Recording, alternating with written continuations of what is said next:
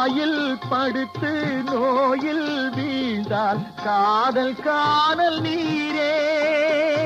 இது மேடு பள்ளம் தேடும் உள்ளம் போகும் ஞானத்தேரே.